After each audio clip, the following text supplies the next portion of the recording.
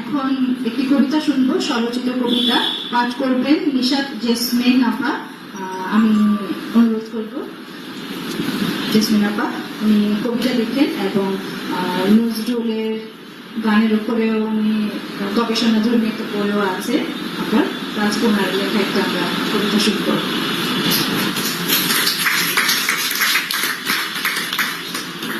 আসসালামু আলাইকুম, শুভ সন্ধ্যা। ক্লাস 9 দেখা সে কবিতাটাই আমি পাঠ করছি। পাহাড় দেখা। ছোটবেলায় টিভি দেখে পাহাড় দেখে জয়িতা ফিরেছি। ছোটবেলায় টিভি দেখে পাহাড় থেকে জয়িতা পড়তে বলেছে, জানিস আমাদের পাহাড় আছে।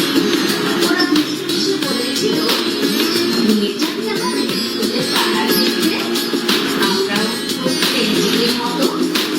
জয়িতা বলেছিল জানি বলছি আমরা কত বাবা তো এসে বললে, বাবা বললে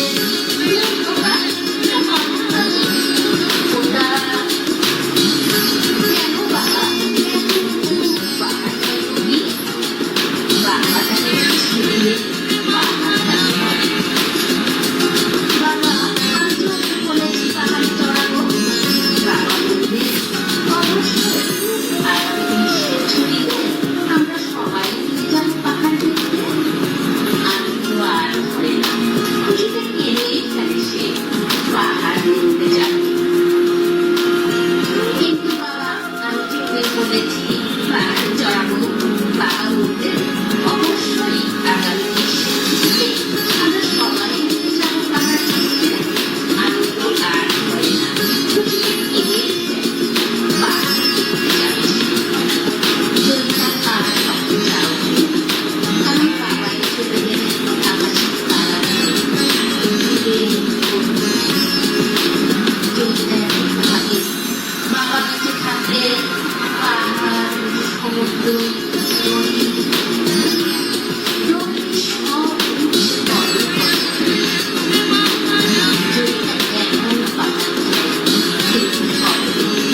বাবা যখন বলছে সাবধানে পা দিস জয়িতা, নইলে পড়ে যাবে যে পড়ে যাবে।